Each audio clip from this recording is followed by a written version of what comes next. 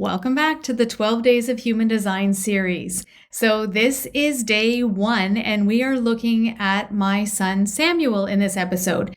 Samuel just turned 28 this year, and he is one of the manifesting generators in our family. So just as a reminder, there are 8 manifesting generators and 3 generators in my family at the time of this recording. We are waiting on another baby, a 4th grandchild for Pete and I will be unpacking that design with you as well as the last episode in this series. So what I really want you to understand is that this series is so that you can look at your design and go, oh, wow, it's so much more than my type. Have your own chart handy as we go through this episode so that you can relate what I'm covering here to your own life. You may even have the charts of people in your world handy in front of you, your kids, your partner, so that you can really see how this plays out in your own life, because chances are some of the energies will be similar to someone in your life. If you don't yet have your human design chart, just pause this episode and go to my website. It's vickydixon.com. It's linked in the show notes to download it for free. I know you may be walking or driving, and that's cool. You can always come back later and do that on the site and then re-listen to some of these episodes, especially once you find out your type, because there are episodes specific to type that will get you started. Welcome to Unjaded. I'm your host, Vicky Dixon. This is a podcast with a human design spin on building the life, the relationships, and the business that you were made for. Let's dive in. Okay, Samuel. Samuel is a 3-5 emotional manifesting generator. He is the baby of the family, and you have no idea how much I wish I'd known this when he was a kid.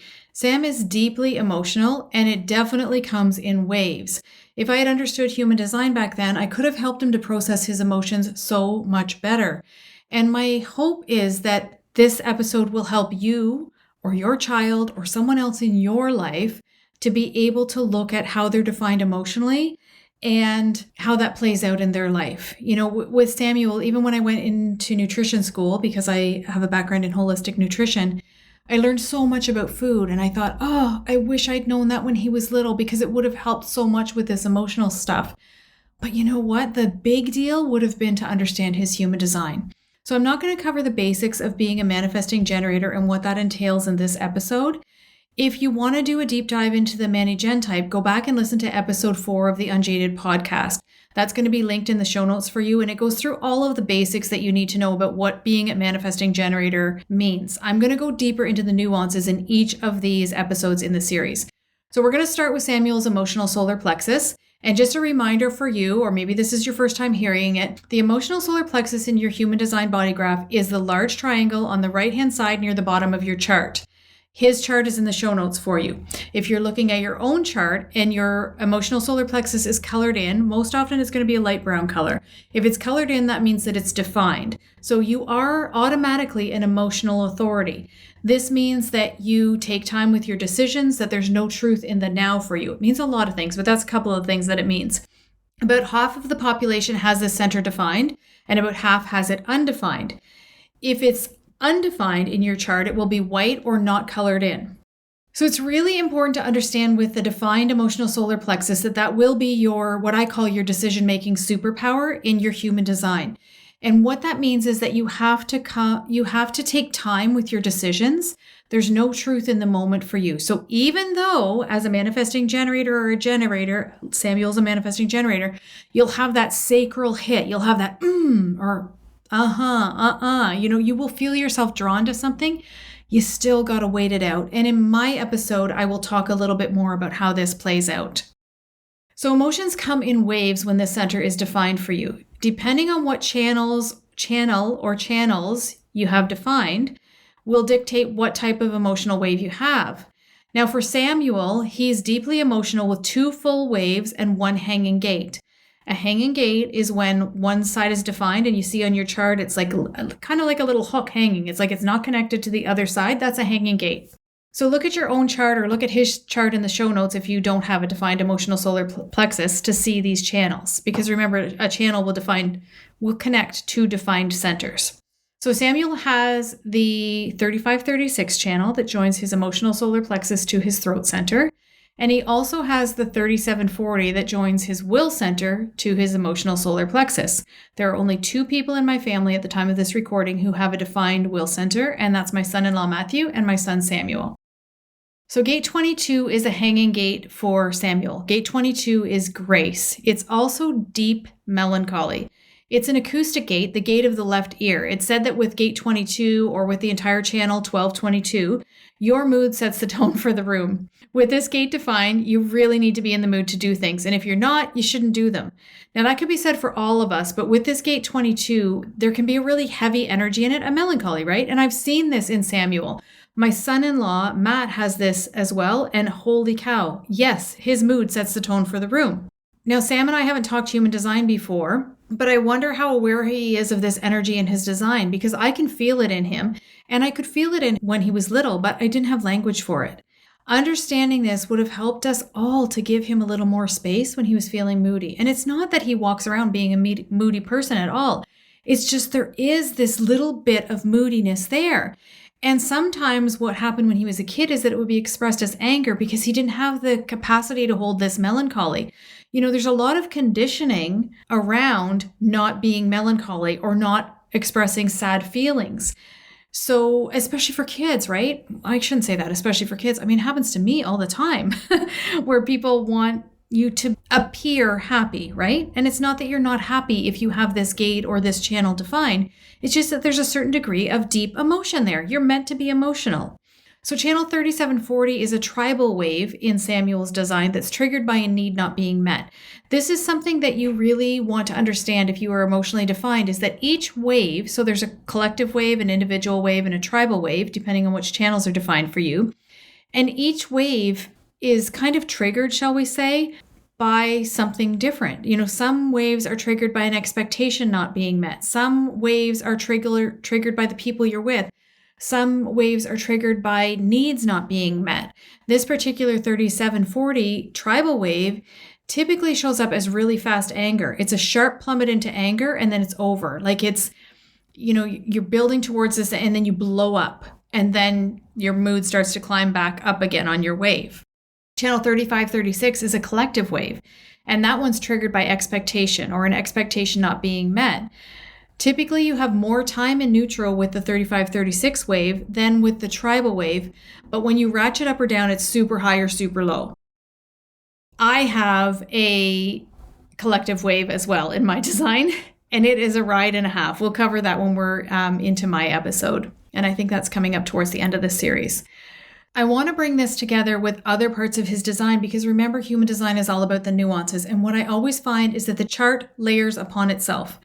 Yes, you will have conundrums in your chart. You will have places where there's a little bit of a rub, where there's something for you to learn, something for you to grow through. But we also have lots of places where the chart layers upon itself. And that's what I'm going to talk about now with Samuel. So Samuel is a manifesting generator, which means that he has a defined sacral. The sacral is life force and workforce energy. People with a defined sacral tend to have a lot of energy. He's a 3-5 profile. Third lines are experiential learners. They need to experience everything and are often told that they're making too many mistakes. And please know that I'm putting that in air quotes. If you are a third line profile, there is no such thing as a mistake. But the motto for a third line profile is go fast and break things. And that's also how manifesting generators usually operate. And I say usually because not all manifesting generators are the same, but it is kind of a common theme for us, right? We can be a little bit crazy multitasking and skipping steps, right? We skip steps as manifesting generators because we are here to speed up linear time. Then we add on this channel 3536 that Samuel has. This channel is Evel Knievel energy. It's all about having the experience or the adventure just for the sake of having it. Ra, the founder of human design, described this energy as all's well that ends. Doesn't matter how it ends, so it's not all's well that ends well. It just matters that you had the experience. And remember that that wave of his is going to crash when the experience doesn't meet his expectations, and it's going to be a hard crash, and then his highs are going to be really high. And I have that too. It's another channel, but I have that wave that's based on an expectation. It's not my favorite thing about my design, but it is the thing that's been the greatest gift in my design for sure. Understanding my emotional wave, because if you're a woman and you're listening to this podcast, what's interesting to know is that your hormone cycle will go with your wave. And what I've discovered anyway with myself and my clients is that your hormone cycle will follow your wave as well as your root pulse. If you have a root center that's defined, it pulses on and off energy-wise, and that will follow your wave as well. So it's like a big piece of the picture, when we look at everything and we see how it all goes together. It's like no wonder there is a week of every month that you feel like you can't do anything and that you just want to sleep. No wonder there are times when you are flying high and you could just go, go, go, go, go and do all of the things and you have all of this restless energy in you. That lives in this place in your design too. So I hope that's making sense for you. I got off track with Samuel, so I'm going to go back to it. So he also has gate 32 defined. Gate 32 is all about endurance. The shadow of this gate is a deep fear of failure. So if you have all or part of this channel, the 3254, that will be connecting your spleen, which is the triangle on the left, to your root center, which is the square at the bottom. It's another place in the design where a need for movement and physical activity lives. So look at all of these nuances, or think about all of these nuances in Samuel's design that I just described. I talked about him being a manifesting generator. I talked about him being a 3-5 profile. I talked about him having these 2 waves in his design, one of them being the Evel Knievel channel. And I talked about him having gate 32, which is part of a channel that requires a lot of physical activity. Picture this little boy, okay? He's 28, but he's still a little boy to me.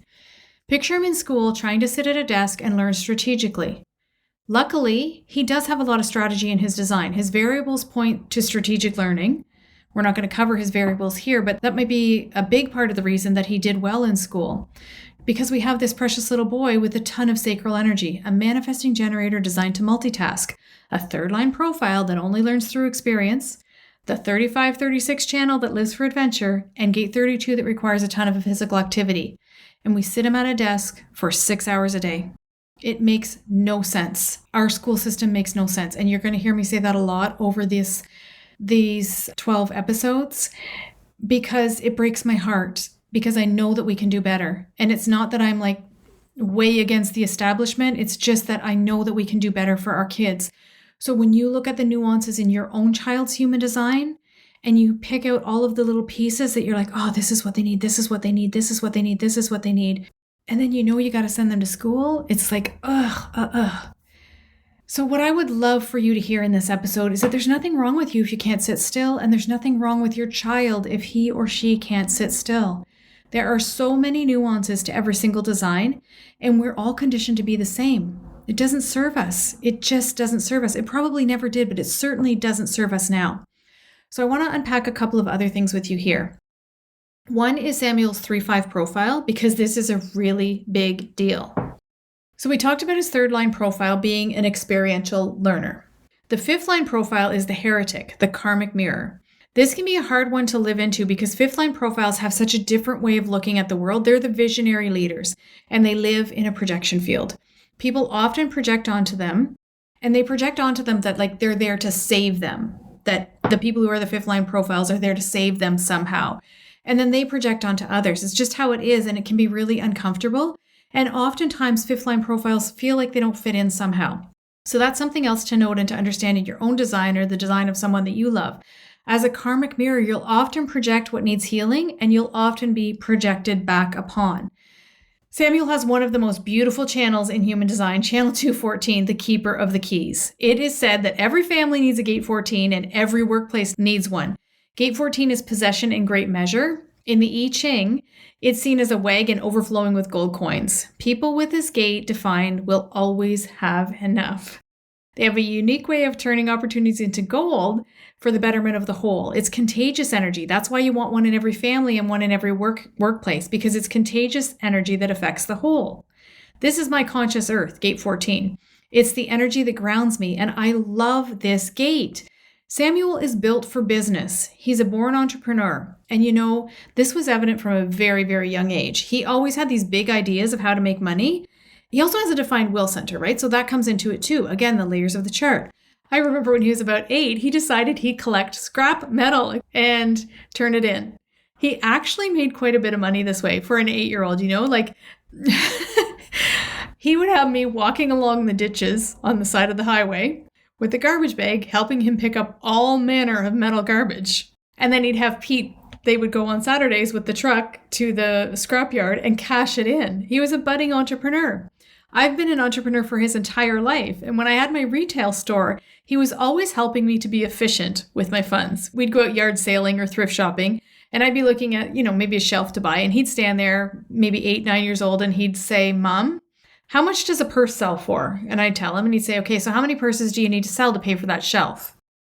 It was so cool. So cool. And that's how his mind works. He's built for business. He has these left-facing variables, so he's very strategic. But there's tons of gifts. Like in every single chart, there are so many gifts.